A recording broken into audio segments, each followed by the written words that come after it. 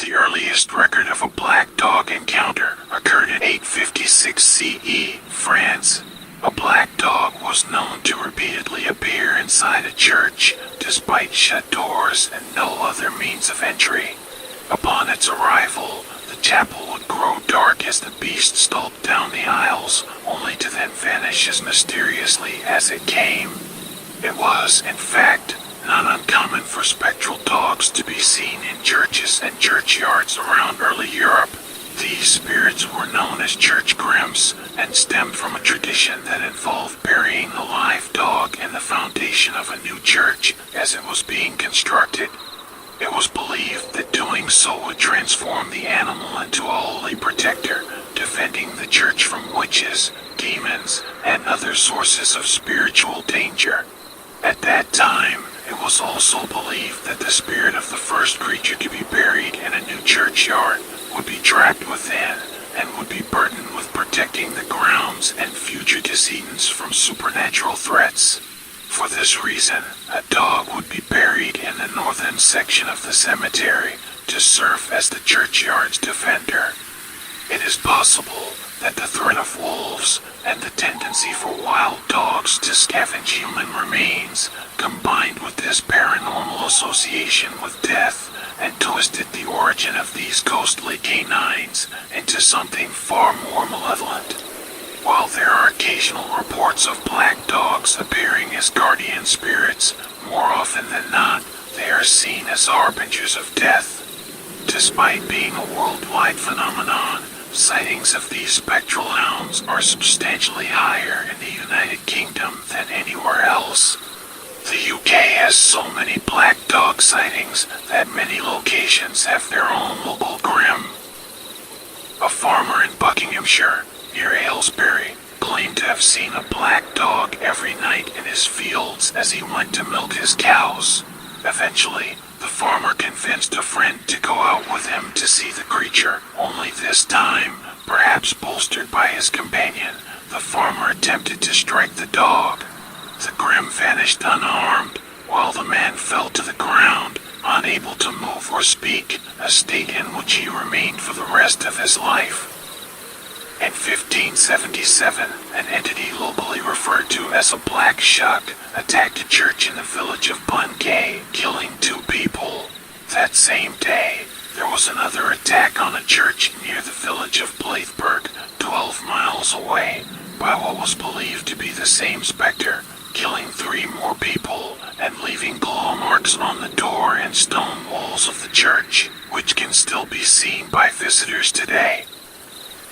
Newgate Prison has been haunted by a black dog for over 400 years, where it is common for the grim to be spotted at the penitentiary prior to executions. In 1596, a scholar was sent to the prison after being accused of witchcraft, but was killed and cannibalized by Newgate's starving prisoners before he could stand trial. Soon after, the black dog appeared to those involved, and one by one, the guilty men began to die off. Terrified that the man they had eaten was in fact a witch and had transformed himself into this nightmare to get his revenge, those who remained killed their guards and broke out of the prison, never to be seen again.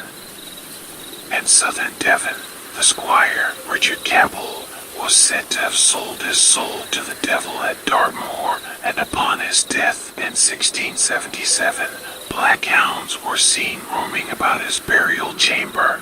These wished hounds still haunt Westman's Wood and the Valley of the Doorstone, where local legend has it that to simply hear the crying of these hounds is a death sentence.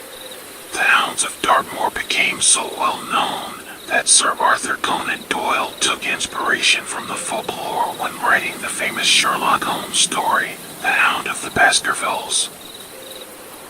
On the other side of the Atlantic, in 1817 Tennessee, the farmer, John Bell Sr., shot at an otherworldly canine he encountered one day in his fields.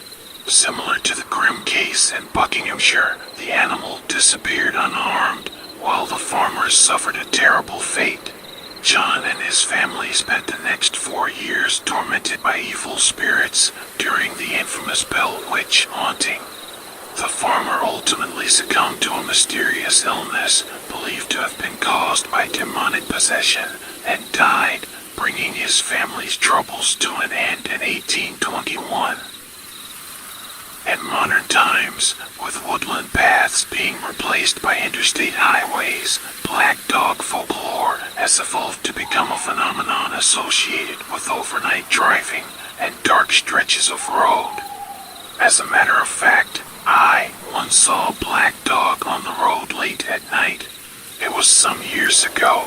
My friends and I were headed down a particularly dark, winding road in a small forested part of town. This particular road is poorly lit, and we were driving back to our friend's house sometime between late night and early morning. Out of nowhere, as we rounded one of the many turns, a large black dog stood squarely in the middle of our lane. It didn't move, didn't even flinch as our car ground to a stop, at most 5 feet from hitting it. Teeth were bared in a threatening snarl, hackles were raised, and it was growling so loud we could hear it easily over the rumbling of the car engine and through the rolled-up window panes. It was strangely tall and wiry, but sturdy-looking, giving the impression of strength and speed, perhaps even a mix of mutt and coyote. I'm not sure how long we idled there before we slowly backed up and risked entering the empty oncoming traffic lane to maneuver around it. Still it stood its ground, only shifting its gaze to watch us disappear around the next curve. I'm not entirely convinced that the event was wholly supernatural, but I will never get over how unnerving the encounter was, how it displayed an almost unnatural fearlessness and aggression. I only know for sure how grateful I am to have been inside that car, because who knows what could have happened if we had been walking down that road that night.